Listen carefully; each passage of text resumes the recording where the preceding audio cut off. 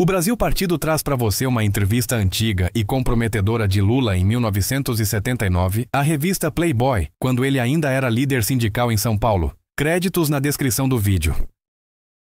No vídeo de hoje você conhecerá uma entrevista antiga e comprometedora de Luiz Inácio Lula da Silva, de quando ele ainda não era político e o Partido dos Trabalhadores ainda nem havia sido fundado. Ou seja, você conhecerá uma versão de Lula anterior às versões criadas para conquistar votos de eleitores, como o famoso Lulinha, Paz e Amor, citado pelo próprio Lula em um discurso recentemente, que foi criado para que, com um discurso mais moderado, ele tivesse chance de ser eleito presidente, como de fato aconteceu em 2002. Eu já aviso de antemão que o conteúdo dessa entrevista pode causar certa revolta, e se o seu estômago já não está nos seus melhores dias hoje, eu recomendo que você deixe para assistir esse vídeo em um outro momento. Em sua edição de número 48, em julho de 1979, a revista Playboy trouxe uma extensa entrevista com Luiz Inácio Lula da Silva, descrito pela própria revista como o mais famoso líder sindical brasileiro. A título de contextualização, o Partido dos Trabalhadores foi fundado somente depois dessa entrevista, em fevereiro de 1980, e a primeira candidatura de Lula a um cargo político foi acontecer ainda mais tarde, em 1982, quando foi o quarto colocado na eleição para governador de São Paulo.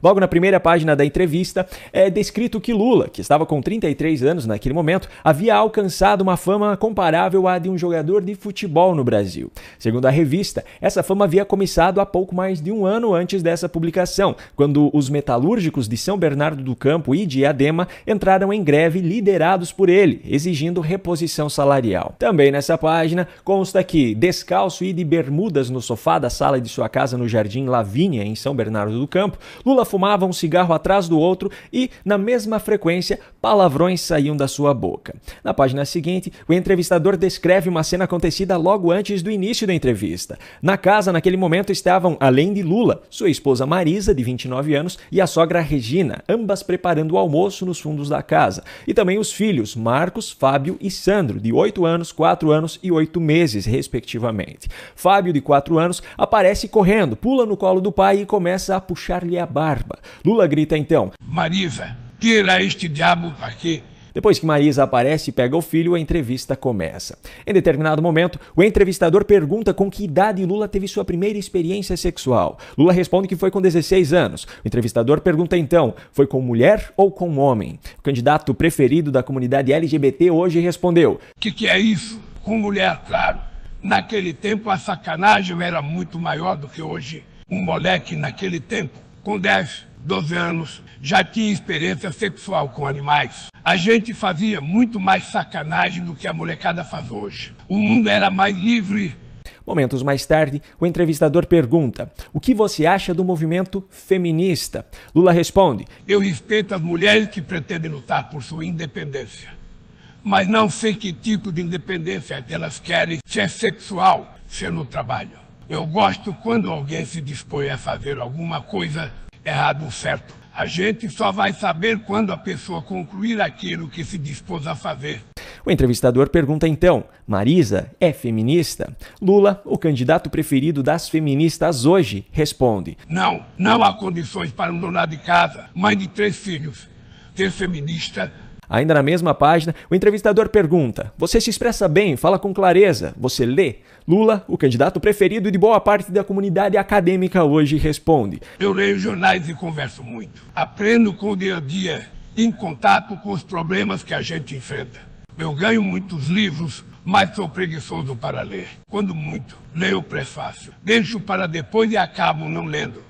Outra coisa que me chamou muito a atenção nessa entrevista foi quando a pergunta foi em relação ao salário mínimo vigente naquele momento. A resposta de Lula foi a seguinte: não dá para sustentar trabalhador algum. Eu gostaria que um ministro desses, da área econômica ou do trabalho, tentasse passar pelo menos um mês com o salário mínimo. Seria muito engraçado. Neste ponto eu concordo totalmente com Lula. Inclusive acredito que seria um bom desafio hoje também. Que tal se Lula, como presidente, Haddad, o ministro da Fazenda, e Marinho, o ministro do Trabalho, passassem um mês sobrevivendo apenas com o salário mínimo, em vez dos mais de R$40 mil mensais da sua atual folha de pagamentos?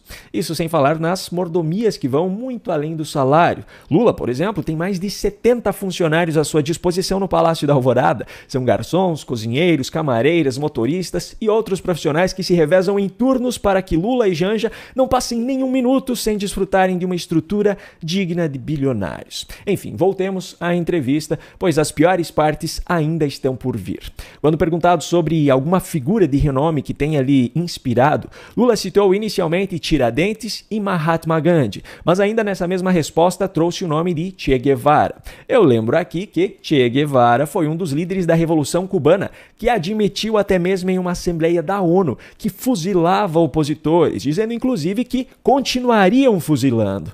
Ao ser perguntado se havia mais alguém que admirasse, Lula falou sobre Mao Tse-tung, que segundo ele lutou por aquilo que achava certo, lutou para transformar alguma coisa. Mao Tse-tung, caso você ainda não conheça a história dele, foi um ditador comunista chinês que, de acordo com essa matéria da revista Super Interessante, foi responsável pelo assassinato de 77 milhões de pessoas pelo seu regime. Essa mesma matéria da Super Interessante, que listou os ditadores mais assassinos da história, trouxe em segundo lugar Stalin, responsável por 43 milhões de assassinatos, e em terceiro lugar Hitler, que carrega a culpa pela morte de 20 milhões de pessoas. E adivinha quem foi citado por Lula nessa entrevista como outra pessoa dentre as que ele admira?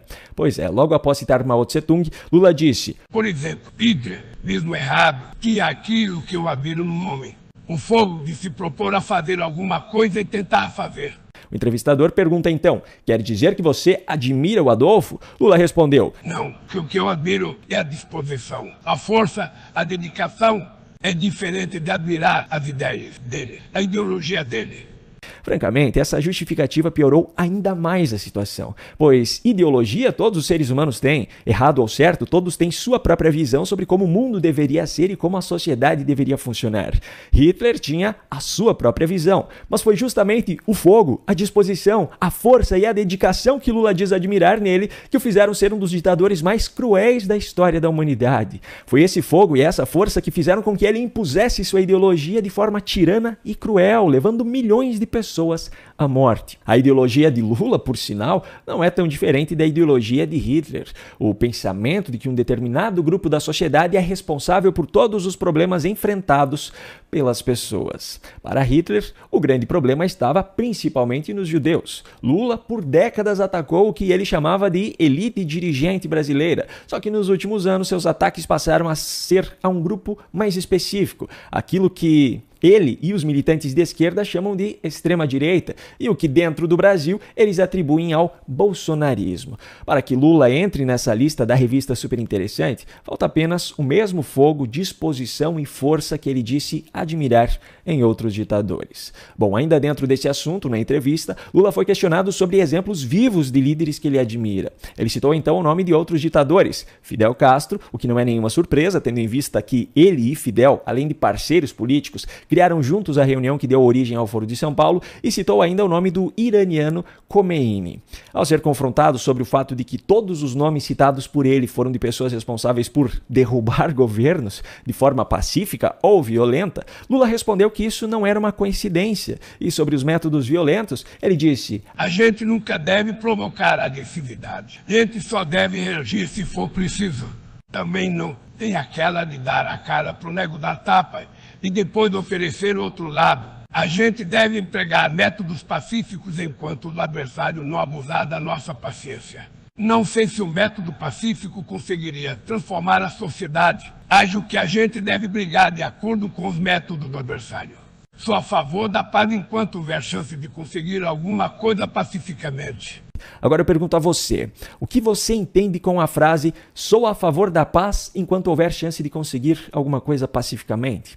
Pois é, o mesmo cara que disse isso em 1979, hoje diz querer pacificar o Brasil, enquanto adota posicionamentos muito controversos em relação a conflitos internacionais. Quer dizer, controversos em relação ao que ele diz hoje, mas coerentes com o Lula de 1979. Enfim, ainda na entrevista, Lula foi perguntado sobre as críticas de empresários a ele, com citação inclusive de um em específico que falou em uma reunião que Lula era um grande filho da p***. O entrevistador quis saber se Lula não ficava triste sabendo que havia pessoas que não gostavam dele. Lula respondeu o seguinte: não, quando é empresário eu fico até contente. Ficaria chateado se o empresário achasse que eu era um cara maravilhoso, que não fazia mal nenhum a ele. Fico satisfeito quando o empresário me chama de filho da p***. é sinal de que a gente está fazendo alguma coisa pelos trabalhadores da fábrica dele. Pois é, Lula hoje mudou o discurso, mas não o seu modo de pensar. Enquanto fala na importância da geração de empregos, defende políticas de governo que dificultam cada vez mais o empreendedorismo no Brasil, como se empregos caíssem do céu. Agora, eu quero saber de você, que assistiu até aqui. A que conclusão você chegou diante das respostas de Lula nessa entrevista? Você acha que o Lula de 2024, político, em seu terceiro mandato como presidente da República, mudou muito em relação ao Lula de 1979, antes da política e do PT? Me conta aqui nos comentários.